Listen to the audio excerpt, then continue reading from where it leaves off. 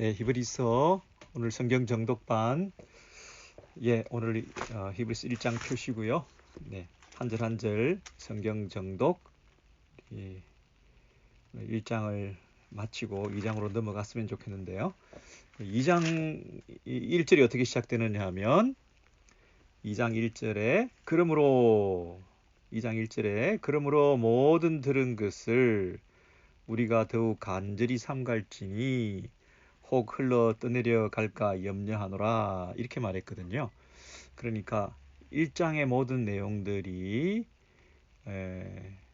잘 이해되어지고, 그래서 그 내용들을 통해서 그러므로 1장의 내용들을 잘 파악하고 이해함을 통해서 그 결과로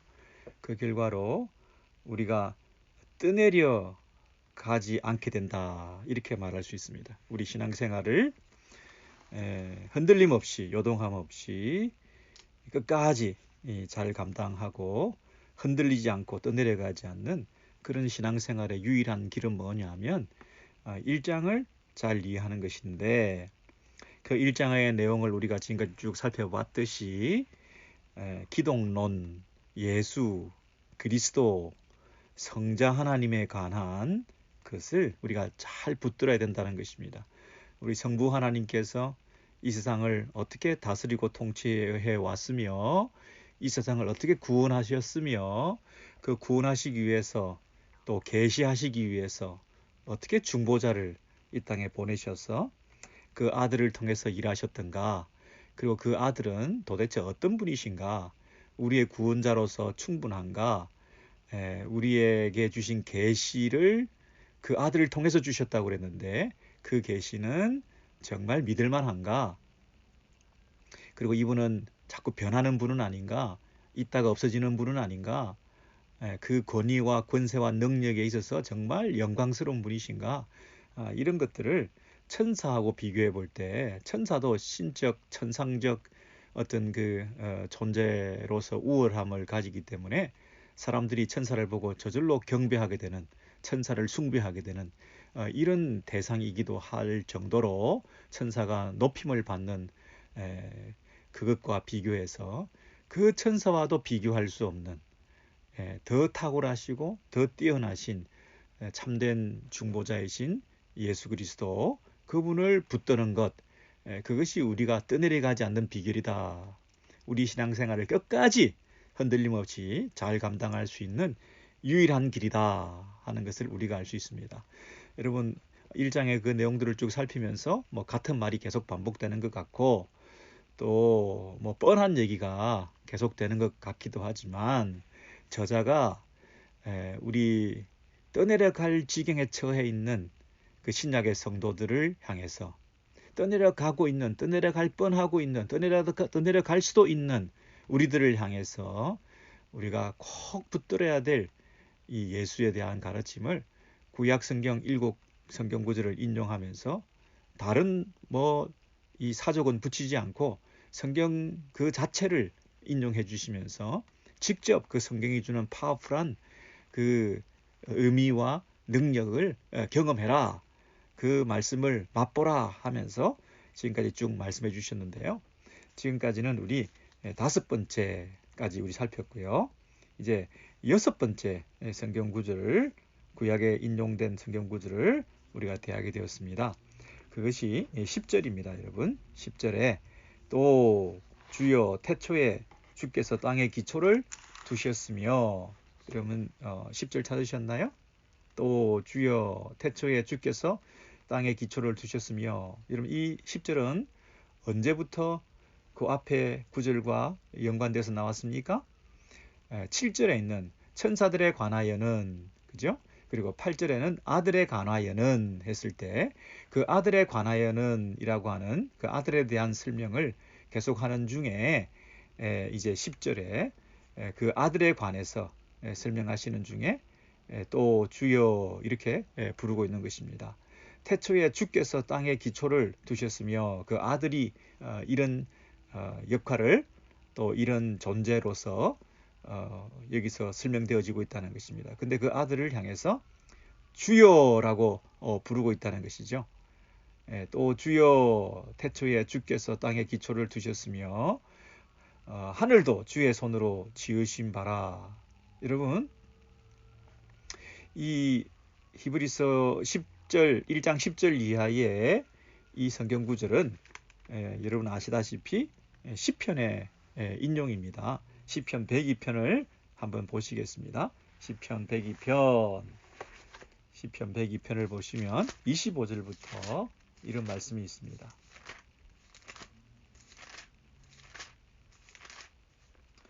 시편 102편 876면인데요. 그 제목이 뭐라고 되어 있습니까? 제목이 시편 102편에 그 표제가 뭐라고 붙었습니까? 공고한 자가 마음이 상하여 그 근심을 여호와 앞에 토하는 기도라. 여러분, 마음이 상해 있는 사람입니다. 그리고 여러 가지 문제로 고통을 당하고 있는 사람입니다. 그래서 마음이 심히 불편하고 근심이 가득해서 하나님 앞에 나와서 기도하고 있습니다. 기도를 토하고 있다. 절규하고 부르짖고 있습니다. 정말 하나님은 나타나지 아니하시고 숨겨져 있는 그 얼굴, 2절에 보시면 나의 괴로운 날에 주의 얼굴을 내게 숨기지 마소서, 속히 응답하소서, 막 이렇게 얘기를 하고 있잖아요. 탄식 소리가 이렇게 종일 우리 안에서 나올 수밖에 없는 이런 고통스러운 상황에 있는 마음이 상한 공고한 자의 기도다. 102편 시편입니다. 근데 이 102편이 어떻게 끝이 나고 있느냐 하면 25절 이하를 보시죠. 102편 25절에 주께서 옛적에 땅에 기초를 두셨사오며 하늘도 주의 손으로 지으신 바니이다. 이게 아까 우리 히브리서 1장 10절에 그 인용입니다. 히브리서 1장 10절에 아까 뭐라고 되어 있었나요? 주여 태초에 주께서 땅에 기초를 두셨으며 하늘도 주의 손으로 지으신 바라. 그것들은 멸망할 것이나 오직 주는 영존할 것이요 그것들은 다 옷과 같이 낡아지리니 의복처럼 갈아입을 것이요 그것들은 옷과 같이 변할 것이나 주는 여전하며 연대가 다함이 없으리라 하였으나. 여기가 그 시편 102편 그 본문의 마지막 25절부터 28절의 내용 그대로 거의 그대로 인용하고 있습니다. 다시 시편 102편 25절 보시면 주께서 옛적에 땅에 기초를 두셨사오며 하늘도 주의 손으로 지으신 바니이다 그랬죠. 네. 그런데 이 시편 102편은 여호와 하나님, 성부 하나님에게 적용되던 이 시편이죠. 여호와 하나님이 그러한 천지를 창조하신 분이시다. 25절 주께서 옛적에 땅에 기초를 두셨사오며 하늘도 주의 손으로 지으신 바니이다. 하늘과 땅을 여호와 하나님께서 창조하셨다 그랬죠. 그런데 히브리서 저자는 이 여호와 하나님의 창조 사역을 아들에게 적용하고 있습니다. 주께서 이 아들에 관하여서는 하면서 그 아들이 바로 주여 주께서 태초에 땅에 기초를 두셨으며 이렇게 어떻게 보면 좀 대담하게 이 여호와 하나님에 관한 이 시편의 내용을 아들에게 바로 적용해서 이 아들이 바로 창조주셨다 이렇게 말을 합니다. 놀라운 인용이 아닐 수가 없습니다. 그렇죠. 여러분 그 시편 102편이 어떤 면에서는 우리에게 큰 교훈과 위로와 은혜가 되는데요. 어떻게 시작했습니까? 괴로움, 아픔, 눈물, 무응답, 이렇게 탄식 소리, 절규 이런 말로 시작했습니다. 마음이 상하여 근심을 여호와 앞에 토하는 기도다. 이렇게 고통 가운데 있는 이 시인의 이렇게 노래를 우리가 쭉 들었는데요. 근데 끝에 102편 마지막에 주께서 옛적에 땅에 기초를 두셨사오며 하면서 막 찬양으로 바뀌고 주는 여상하시고 주의 연대는 무궁하리다. 주의 종들의 자손이 항상 있고 그 후손이 주의 앞에 굳게 서리다. 이렇게 탄식해서 소망으로, 이게 절망에서 기쁨의 찬양으로, 예, 의문투성이의 자신의 삶에 대해서 해답을 찾은 것처럼, 예, 이렇게 시편이 끝이 나고 있잖아요. 무엇에서 이 시인은 자신의 문제의 해결을 찾았을까요? 그 감정이 상해 있는 마음이 공고한, 정말 기분 나쁘고 불편하고 모든 게 싫어지고 정말 마음에 그 감정적으로 부글부글거리고 정말 탄식하고 신음하면서 눈물 뿌리고 있는 이런 자신의 그 고통스러운 이 현실의 문제들을 어떻게 정리하고 이렇게 기쁨으로 찬양하며 일어나 하나님 앞에서 영광을 돌려드리는 이런 유종의 미를 잘 마무리해서 이 시편을 끝을 내고 있을까요? 아픔으로 시작해서 기쁨으로, 고통에서 시작해서 참 희락으로, 눈물에서 시작해서 이런 웃음으로 이렇게 바뀔 수 있는 그 비결이 뭘까요? 이 시인이 무엇을 근거로 이렇게 그 삶이 바뀌게 되었나요?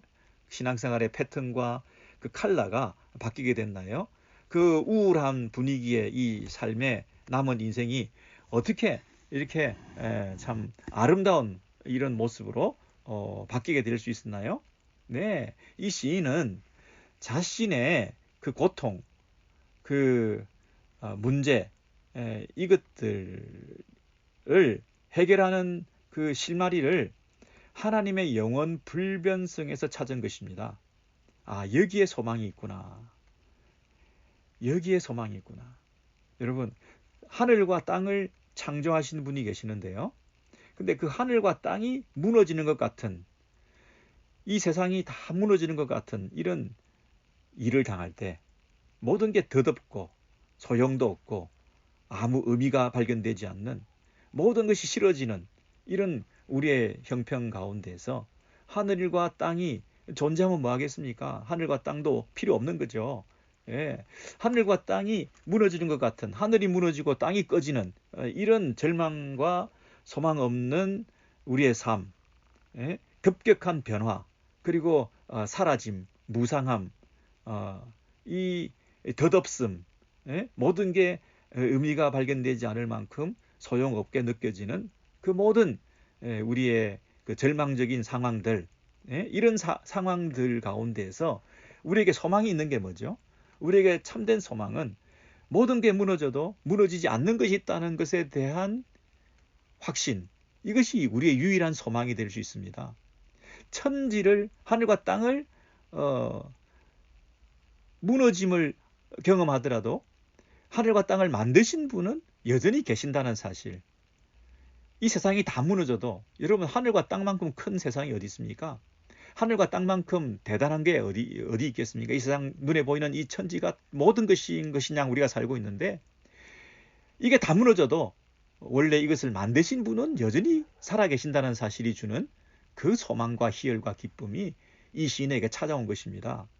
그래서 천지는 없어지려니와 26절입니다. 주는 영존하시겠고, 예? 이 옷은 낡아 없어지는, 아무리 좋은 옷도 낡아 없어지기 마련인데 주는 여상하시고 여전히 늘 그대로 계시고 주의 세월은, 주의 연대는 결코 끝이 없다. 예? 우리 주님의 달력은 끝나는 법이 없다.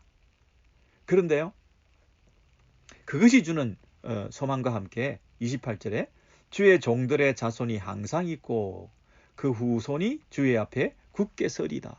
주님 앞에 굳게 선다. 지금 흔들리고 요동하고 무너지고 기초조차도 다 꺼지고 있는 이런 상황에 굳게 서는 사람들이 있는데, 그게 뭐냐면 주를 믿는 백성들이고 그의 후손들이라는 것입니다.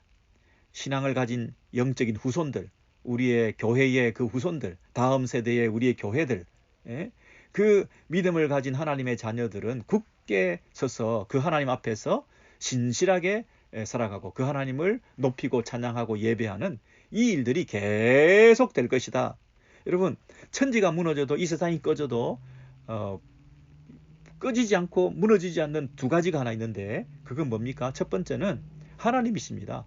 천지가 무너져도 천지를 만드신 창조주는 여전히 계십니다. 그렇죠? 내 인생이 다 무너지고 내 인생이 다 망가져도 나를 만드신 그 하나님은 여전히 살아계십니다. 그렇죠? 예. 그리고 또 한 가지는 하나님은 살아계실 뿐 아니라 그 하나님을 신뢰하는 우리도 여전히 살아 있습니다. 천지는 없어져도 하나님과 나와의 관계는 여전합니다. 그렇죠? 그리고 우리를 향하신 그분의 신실하심도 여전합니다. 우리를 버리지 아니하신다. 세상이 다 없어진다 하더라도 나를 택하신 하나님의 그 약속과 그 나를 향하신 하나님의 포기하지 않는 불변하는 그 사랑은 여전히 계신다. 내가 죽어도 어떻게 될지 모르겠지만 죽고 난 이후에 하나님의 신실하심과 내가 믿는 그 하나님을 향한 믿음은 여전히 있으니까 하나님과 우리 사이의 관계는 늘 동일한 것입니다. 여전한 것입니다. 그 불변하는 것입니다. 어떻게 될지 모르지만 단 한 가지 확실하게 아는 게 한 가지가 있는데 그게 뭡니까? 사나 죽으나 내가 주의 것이로소이다. 내가 주님께 속했다. belong to 하나님 앞에 내가 소속된 하나님의 백성이다. 하나님은 여전하실 것이고 그 하나님이 나를 향하신 계획과 신실하심도 여전할 것이며 그래서 나도 여전할 것이고 그리고 내가 믿는 이 하나님을 우리의 후손들이 동일하게 믿음으로 그들도 나와 같은 똑같은 그 신실하신 하나님 때문에 그분과의 관계 안에서 여전할 것이다. 이게 우리의 소망입니다. 여러분 그렇지 않습니까? 우리의 고통, 우리의 문제를 궁극적으로 해결하는 것은 이 세상이 다 꺼지는, 이 세상이 다 없어지는, 다 무너지는 그런 고통을 당한다 하더라도 하나님의 영원 불변성, 그것이 우리에게 유일한 참된 소망의 이유가 되는 것입니다. 하나님은 살아계신다. 하나님은 여전히 일하신다. 하나님은 끝까지 우리를 책임지신다. 그것이 모든 것을 이길 수 있다 하는 것이죠. 여러분, 그래서 이 시편 102편을 가지고 그 히브리서 1장으로 다시 돌아가 보시면 그 흐름이 이렇게 되어 있습니다. 그 7절에 천사들에 관하여는 그 천사는 어떻습니까? 피조적인 존재입니다. 천사는 만들어진 존재죠. 그리고 그는 영원하지 않습니다. 천사가 어떻다고 7절에서 말했습니까? 천사들에 관하여는 바람으로 불꽃으로 그렇게 삼으셨던 그죠? 바람이나 불꽃은 다 피조된 존재입니다. 바람이나 불꽃은 이 땅에서 능력 있고 또 대단한 뜨거움이 있는 것 같지만 다 피조된 존재고 유한한 존재입니다. 바람도 없어지고 그 다음에 불꽃도 화염도 타오르다가 싸그러지고 재가 되고 하는 그런 면에서 유한한 존재에 불과하지만 그 천사들에 비해서 아들에 관하여는 아들은 어떻습니까? 그분은 피조된 존재가 아니라 창조주로서 이 하늘과 땅을 만드신 분이시고 그리고 그분은 유한한 존재가 아니라 영원한 존재다. 영원한 불변의 그분의 연대는 무궁한 그런 존재다. 그분은 항상 서 계신다. 그리고 그분 앞에 서 있는 우리도 항상 서 있는 것이다. 그러므로 이 102편을 여기서 인용한 그 이유를 아시겠죠? 우리가 떠내려가고 있는 것 같은 초대교회의 여러 가지 환경적인 그런 문제로 신학적인 어떤 갈등으로 그 다음에 물리적으로 또 정치적으로 억압당하는 그리고 신분적으로 이 굳건하게 서 있지 못한 축출당하고 출교당하고 경제적으로 불이익을 당하고 하는 이런 떠내려갈 수밖에 없는 이런 상황에 요동하고 있고 천지가 무너지는 것 같고 이런 상황에 있는 우리 히브리서 독자들에게 우리에게 진정 소망은 뭐냐? 이 아들을 붙드는 거다는 거예요. 이 아들은 불변하는 존재다. 이 아들은 영원한 존재다. 이 아들은 우리와 항상 함께 서 있는 존재다. 그 우리의 하나님의 백성들이 시편의 102편에서 노래했던 그 믿음을 가진 자들의 그 후손들인 우리들이 주의 종들의 자손은 항상 있고 그 후손들이 주의 앞에 굳게 서 있으리라. 떠내려가지 않고 굳게 서 있을 수 있는 그 유일한 길은 뭐냐면 이 아들을 붙드는 것이라는 거죠. 이 창조주이시고 우리에게 구원을 영원토록 허락하시며 그리고 끝까지 우리를 버리지 아니하시는 그 아들이신 그분의 영원 불변성을 우리가 믿을 때에 주여 그 아들을 향하여 10절입니다. 주여 태초에 주께서 땅에 기초를 두셨으며 하늘도 주의 손으로 지으신 바라. 그것들은 멸망할 것이나 그 창조된 세상, 피조된 세상은 다 멸망할 것인지 모르지만 우리 주님은 영원하신 분이시다. 그것들은 옷과 같이 변할 것이나 주는 여전하여 연대가 다음이 없으리라. 이렇게 그 아들에게 이 시편 2편을 102편을 적용함으로써 그분의 영원 불변성, 여러분 흔들리는 세상 가운데 우리에게 진정한 소망과 위로가 되는 것은 영원 불변한 것이 있다는 사실 그 자체가 우리에게 소망이 되는 거죠. 다 흔들리는데 흔들리지 않는 하나가 있는데 그분을 내가 붙들고 알고 그분과 내가 관계가 있다는 이 사실 자체가 얼마나 큰 위로가 되겠습니까? 떠내려가지 않을 수가 있습니다. 그렇죠? 아멘. 자, 이 102편의 인용을 시편 102편의 인용을 히브리서 1장 10절에서 그리고 11절에서 그리고 12절에서 그렇게 했습니다. 그리고 이제 13편으로 넘어가게 되겠네요. 시편 13편 시편 110편 110편을 또 인용한 것이 히브리서 1장 13절이 되겠습니다. 여러분 히브리서 1장 13절을 읽겠습니다. 어느 때에 천사적 누구에게 내가 내 원수로 내 발등상이 되게 하기까지 너는 내 우편에 앉아 있으라 하셨느냐. 이 발등상이 되게 하기까지, 이 발등상은 발판이라고 하면 되겠어요. 발을 올려놓는 곳, 발로 올려놓고 누지르는 곳이라고 하니까 항복시키고 굴복시킨다 이런 뜻이 있죠. 원수들을 굴복시키고 원수들에 대한 승리를 가져오게 된다 하는 그런 비유적인 표현인데요. 이런 말을 천사들 가운데 한 적이 없다. 누구한테만 이 말을 했다? 아들에게만 했다 하는 그 얘기입니다. 내가 내 원수로 내 발등상이 되게 하기까지는 너는 내 우편에 앉아 있으라 하셨느냐. 이 110편은 여러분 가보시죠. 시편 110편은 굉장히 중요한 시편 중에 하나입니다. 시편 110편은 히브리스에만도 5번이나 인용되었고 신약 성경 전체에 이 110편이 제일 많이 인용된 시편 중에 하나입니다. 제일 많이 인용된 신약에서 제일 많이 인용된 구약의 시편은 어디냐 이렇게 물으면 여러분이 시편 110편입니다. 이렇게 대답을 하셔야 되는 거예요. 13번인가 그렇게 인용이 되었습니다. 여러분 시편 110편으로 가서 보시겠습니다. 여러분 찾으셔야 됩니다. 구약 성경 110편 885면인가요?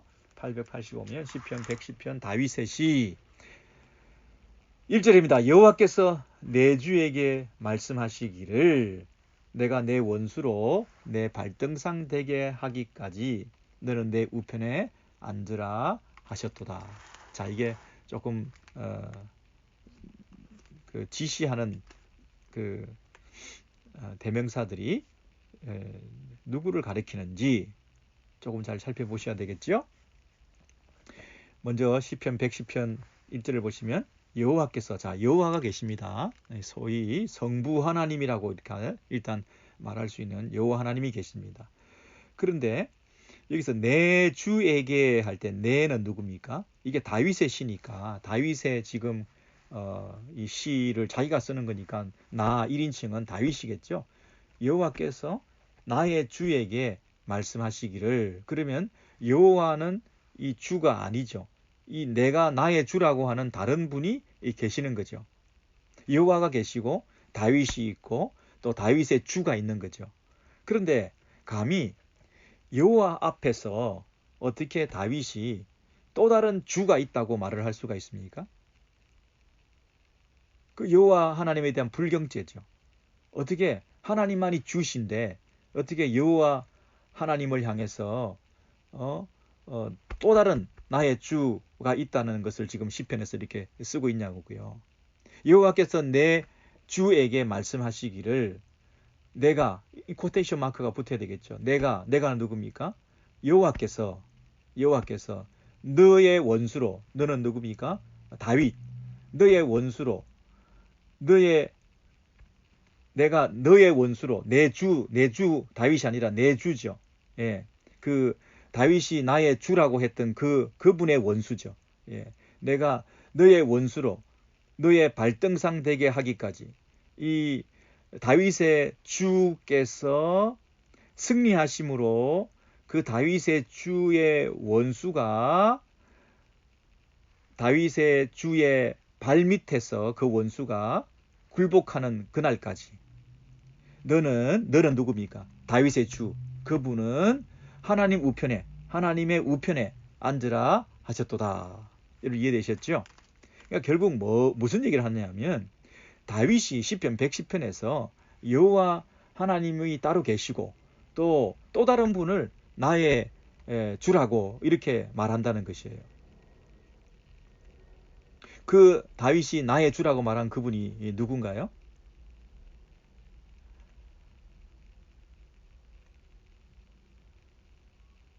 놀라웠게도 5절에 보시면 주의 우편에 계신 주께서 이렇게 말을 하고 있어요. 주의 우편에 계신 주께서. 자, 그분이 하나님의 우편에 앉아 있으라 그랬잖아요. 그런데 주의 우편에, 그 주는 누굽니까? 여호와죠. 여호와의 우편에 계신 주께서, 다윗의 주라고 했던 그 주.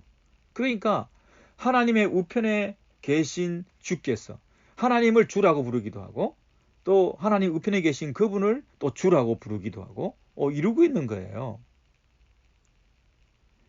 그래서 참 우리는 삼위일체 이런 얘기를 성경에는 안 나오지만 우리가 새로 만들어낸 삼위일체 교리가 아니라 다윗은 이미 삼위일체라는 말은 안 했지만 하나님의 존재 양식과 하나님의 그 삼위 하나님의 그 개념에 대해서 너무나 자연스럽게 그걸 받아들이고 있었던 것을 우리가 여기서 알 수 있죠. 여러분 다윗이 만약에 그 당시에 어떤 그 좀 뭐라 그럴까 자기가 왕이잖아요. 다윗도 왕이잖아요. 근데 자기가 왕인데 또 다른 대상을 향해서 나의 왕이라 내 주라 이렇게 하는 것이 좀 이해가 안 되죠. 만약에 다윗 왕국이 그 당시에 좀 그 허접하거나 열방의 침입을 많이 당해서 늘 위태롭거나 그래서 만약에 다른 나라 왕을 향해서 나의 주, 나의 왕 이렇게 불렀다면 그것도 어느 정도 이해는 될 수 있을지 몰라요. 근데 그 당시 다윗 시대는 그럴 일이 없었던 게 다윗이 열방에서 다 승리하고 평화를 누리고 안식을 누리던 굳이 다윗이 다른 나라 왕을 향해서 주라고 할 만큼 그럴 이유가 없는 그때였지 않습니까? 여러분 우리가 만약에 뭐 경술국치 만약에 이웃 나라의 왕을 향해서 우리나라 왕이 주 이렇게 부르면 그날이 바로 국치일이죠. 예, 뭐 삼전도의 굴욕 아니겠습니까?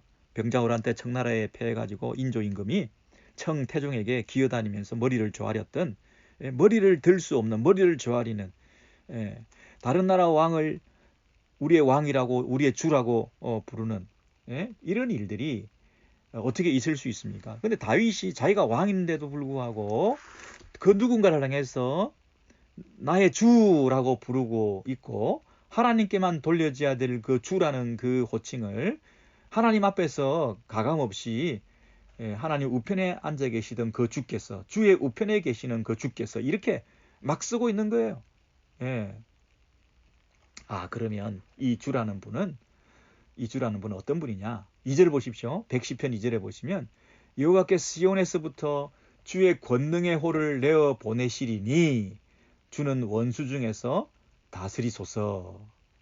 여러분 여호와께서 주의 권능의 호를 기울을 통치를 다스림을 내어 보내신다. 이 왕권을 위임해 주신다. 왕을 세우신다 이 말이잖아요. 시온에서부터 주의 권능의 호를 이 왕의 다스림과 통치를 새로운 왕을 위임적으로 우리에게 보내주신다 이 말이 있거든요.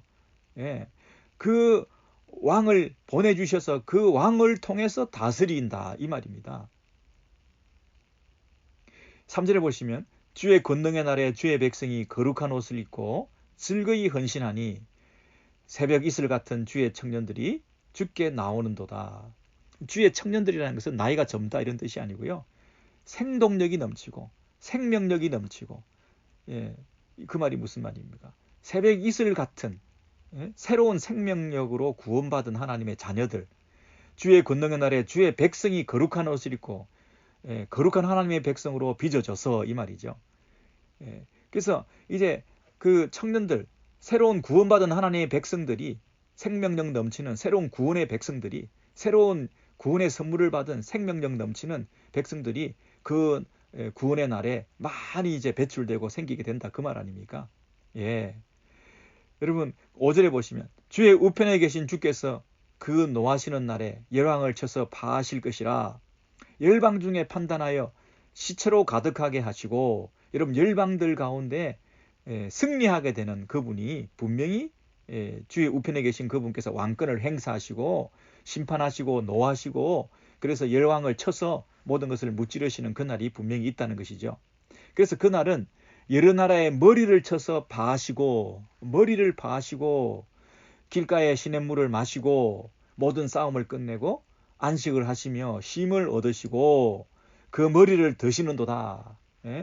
그 머리를 파하시고, 머리들을 파하시고 자신의 머리를 드시고, 머리를 깨트리시고 자신이 참된 머리가 되시고, 진정한 구원과 심판을 주시게 될 그날이 분명히 있게 될 것이다. 누구를 통해서? 다윗의 주라고 하는 그 하나님께서 세우신 시온에서부터 나오는 그 왕을 통해서 이 일이 일어난다는 거죠. 그 왕을 통해서 하나님의 생명력 넘치는 구원의 백성들이 일어나게 된다는 것입니다. 여러분, 그러니까 이 시편 110편을 우리 히브리서에서 인용하면서 뭐라고 인용을 하고 있습니까?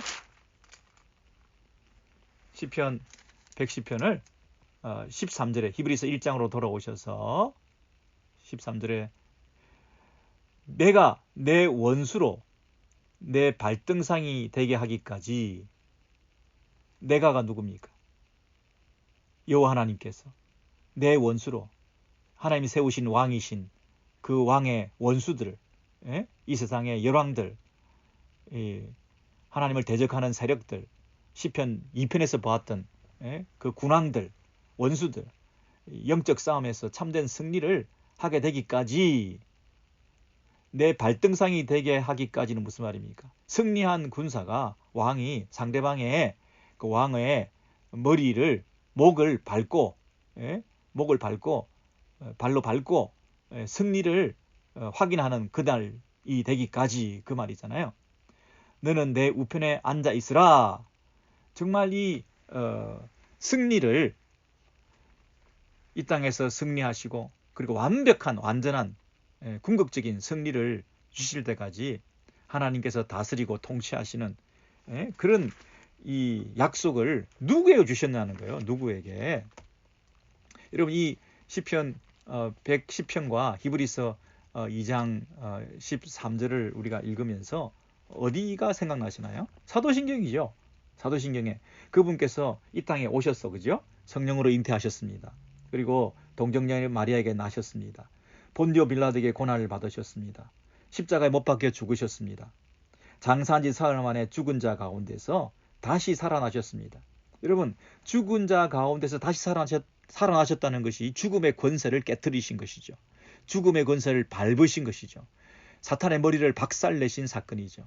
그분이 죽으셨지만 그분이 죽으신 게 아니라 죽음으로 죽음의 권세를 이기신 십자가의 승리를 부활을 통해서 이루시고, 그분이 이 땅에서 참된 승리를 하시고 난 다음에 다시 살아나시며 부활을 통해서 그분이 승리하시고 죽음의 권세를 이기신 다음에 하늘에 오르사 전능하신 하나님 우편에 앉아 계시다가, 하나님 우편에 앉아 계시는 거죠 지금.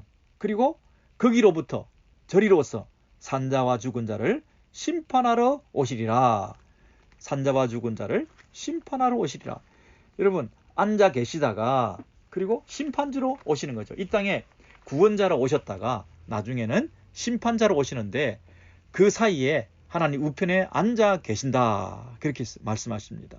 그분의 통치, 그분의 다스림이 지금도 계속되고 있고, 그리고 그분이 다시 오실 때에 그분의 구원이, 그분의 심판이 완성될 것에 대해서 누가 감히 이런 일을 할 수가 있냐고요.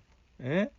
높이 들려지실 뿐 아니라 다시 오셔서 진정한 승리를 하게 되기까지 영원한 왕권을 행사하시고 하나님 우편에 계시는, 도대체 그분은 누구시냐고요.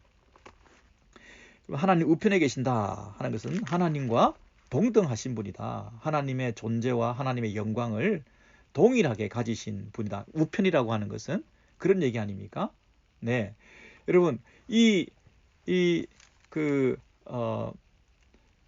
사도신경에서도 우리가 확인해 봤듯이 그분이 이 땅에 동정녀 마리아의 탄생을 통해서 이 땅에 오셨고, 그 오시고 난 다음에 이 땅에서 승리하시고 난 다음에 하늘에 오르셔서, 그리고 하나님 우편에 계시면서 다시 오실 것이다. 이 전체적인 예수 그리스도의 모든 사역과 존재와 생애에 대해서 집약해서 도대체 이게 누구냐는 것입니다. 예? 이런 분이 세상에 어디 있냐는 것입니다. 그리고 이분이 구약에서부터 그렇게 하나님이 약속하신 대로 고스란히 오신 그분 아니냐. 감히 이분에게 필적할 만한 다른 구원자가 우리에게 있느냐. 우리에게 소망이 되고 위로가 되는 다른 근거가, 다른 사람이나 다른 대상이나 다른 어떤 환경에 대해서 그것을 얻을 수가 있냐. 그 어떤 대상도, 그 어떤 존재도, 그 어떤 이 땅에서의 삶도, 이 땅에서의 그 어떤 의지할 구석과 대상도 이 정도 위로가 되고 소망이 되는 대상은 아무도 없다 하는 것을 말씀하고 있는 것이죠. 여러분, 히브리서 1장 6절을 다시 보시죠. 또 1장 6절입니다. 또 그가 맏아들을 이끌어 세상에 다시 들어오게 하실 때에, 그게 뭡니까? 성육신이라 그랬잖아요. 예? 이 땅에 동정녀 마리아로 인하여 이 땅에 탄생하시게 되는, 맏아들이라는 것이 여러분 장자의 개념이기 때문에 그 시간적 순서를 말하는 것이 아니라 먼저 나신 존재로서의 그 상속받은 자는 그 아버지의 그 동등한 권위를 가진 그런 존재로 맏아들이라는 개념이 있다 그랬죠. 그러니까 피조된 이 세상의 어떤 한 부분이 아니라 피조되지 않은 선재하셨던 창조주가 함께 계셨던 그런 의미에서 먼저 나신 자, 맏아들이 뭐라고요? 먼저 나신 자. 먼저 나신 자는 말은 이 땅에 피조되어 있는 나중에 태어난 그런 모든 존재와 비교할 수 없는 먼저 나신 자, 창조주로 원래 계셨던 그 먼저 나신 자가 그를 이끌어 이 땅에 인간의 몸을 입고 사람이 되어서 이 땅에 오실 때에, 그 말이잖아요. 예. 그래, 그분이 성육신 하실 때부터 그분은 경배를 받았던 분입니다. 인간의 몸으로 아기 예수로 그렇게 비천한 모습으로 오셨지만 처음부터 그분은 모든 천사들의 경배를 받았다. 6절에 보시면 세상에 다시 들어오게 하실 때에 하나님의 모든 천사들은 그에게 경배할지어다. 그렇게 말씀하셨다는 것이죠. 여러분, 우리 누가복음에 보면 예수님께서 태어나셨을 때 그 천군 천사들이 와서 노래하고 찬송하고 경배했던 그런 모습을 우리가 확인할 수 있었죠. 누가복음에 제가 한번 읽어드릴게요. 누가복음에 보시면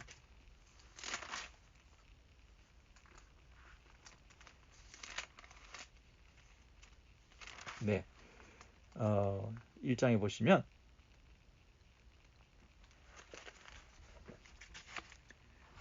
여러분 한번 같이 찾아보시죠. 같이 찾아보시죠. 누가복음 2장 11절에서부터 찾아보시죠.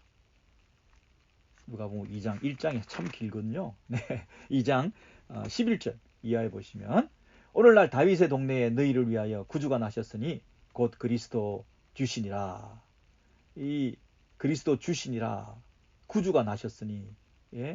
근데 12절에 너희가 가서 강보에 쌓여 구유에 누인 아기를 보리니 이것이 너희에게 표적이라 하더니 호련히 갑자기 허다한 천군이 그 천사와 함께 있어 하나님을 찬송하여 가로되 지극히 높은 곳에서는 하나님께 영광이요 땅에서는 기뻐하심을 입은 사람들 중에 평화로다. 15절에 천사들이 떠나 하늘로 올라가니, 그죠? 천사들이 내려와 천사들이 하늘에서 갑자기 허다한 천군 천사들이 뭘 지금 노래하고 찬송하고 기뻐하고 있습니까? 지극히 높은 곳에서는 하나님께 영광이요 땅에서는 기뻐하심을 입은 사람들 중에 평화로다 이러면서 그 아들에 대해서 온 세상 천지 만물들이 영적인 세상과 보이지 않는 세상과 보이는 세상과 이 땅의 그 모든 이 세상 만물들이 이 한 분, 이 하나님 아들, 이 아들을 향한 찬양을 지금 하고 있는 거죠. 이것이 히브리서 1장에 나와 있는 그 마다들을 이끌어 세상에 다시 들어오실 때에 그 얘기를 하는 거 아닙니까? 예.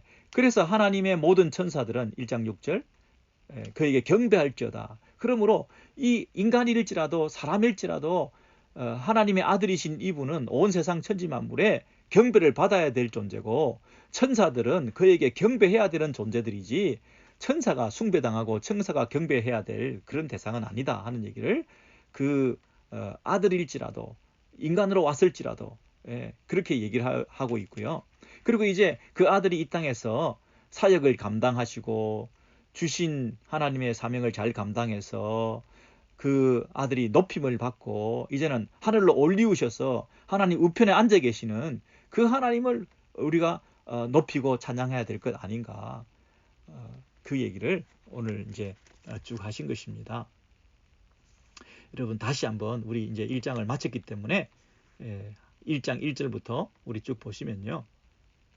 이 만물의 상속자로 이 모든 날 마지막에 1장 2절에 이 아들을 만유의 상속자로 세우시고 그로 말미암아 모든 세계를 지으셨고 그죠?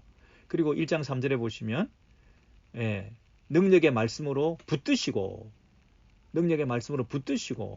그 다음에 죄를 정결하게 하는 일을 하시고 그 다음에 1장 3절에 높은 곳에 계신 지극히 크신 이의 우편에 앉으셨느니라. 이 얘기를 1장 1절, 2절, 3절, 4절을 이제 보다 성경을 인용해 가면서 서포트 구절들을 구약에서 7가지를 인용하셔서 그분이 이 땅에 오시고 그리고 그분이 원래 세상을 만드신 분이시고 이 세상을 섭리하셨던 분이시고 그리고 그분은 이 땅에 오셔서 우리를 구원하신 분이시고 그리고 그분은 하늘 우편에 앉으신 분이시고 하는 그 기독론을 그 아들에 관한 가르침을 이렇게 1장 전체에서 쭉 설명하셨다는 것입니다. 제가 다시 한번 4가지를 말씀드리겠습니다. 그분은 첫 번째 만물을 창조하신 분이시고 그리고 만물을 섭리하시는 분이시고 붙드시고 계시고 그리고 이 만물이 우리의 죄로 말미암아 망가졌을 때에 그 만물을 회복하기 위해서 이 땅에 오셔서 그분이 이 땅에 있는 죄를 정결하게 하는 일을 하시고 십자가에 달려 죽으셔서 죄값을 지불하심으로 이 땅의 만물을 다시 회복하시고 그죠? 그리고 그분은 다시 높은 곳에 올리우셔서 하나님 우편에 앉으셔서 만물을 여전히 통치하시고 그리고 다시 오셔서 이 만물을 온전히 영원히 다스리게 되시는 그런 하나님의 아들로서의 존재를 지금 여기서 말하고 있습니다. 다시요. 만물을 창조하신 분이 만물을 붙드시고 섭리하시는 분이 이 망가진 이 세상 만물을 회복하시기 위해서 그분이 이 땅에 오셔서 죄를 정결케 하시고 이 만물을 회복하셨을 뿐 아니라 이제 다시 그분이 오실 때까지 하나님 우편에 앉으셔서 이 만물을 섭리하시고 영원히 이 만물을 보존하시고 이 세상을 향한 당신의 그 구원을 끝없이 영원히 이루어 가시게 될 것이라고 하는 그 가르침을 주시면서 우리의 유일한 구원자 천사와는 비교할 수 없는 하나님의 아들이신 그분의 영광과 권위를 우리가 인정하고 그분을 높이고 찬양하는 그 일에 우리의 시간과 생명을 바쳐야 될 것이다. 이 말씀을 이제 1장 14절까지 천사들은 그저 섬기는 영으로 부리는 영으로 구원받을 상속자들을 위하여 우리 하나님의 백성들을 위하여 하나님을 섬길 뿐 아니라 모든 천사들은 하나님을 섬기는 영으로서 뿐만 아니라 구원받을 상속자들을 위하여 우리 하나님의 백성들을 위하여 섬기라고 보내신 그런 존재에 불과하지 않느냐. 고린도전서 같은 데 보면 우리가 천사들을 판단할 것을 너희가 알지 못하느냐? 그렇게 말하죠. 우리가 이 세상의 법정에 가서 세상의 판단을 우리가 받으려고 하니까 사도 바울이 뭐라고 얘기합니까? 고린도 교회를 나무라시면서 네가 세상 사람들의 판단을 받아야 될 교회가 아니라 하나님 백성들이 어떻게 세상의 판단을 받느냐? 예? 우리는 세상의 판단을 받아야 될 존재가 아니라 우리가 천사들을 판단해야 될 그런 권위를 가지고 영광스러운 존재가 아니냐. 이렇게 책망을 하셨던 것들을 우리가 살피게 되었습니다.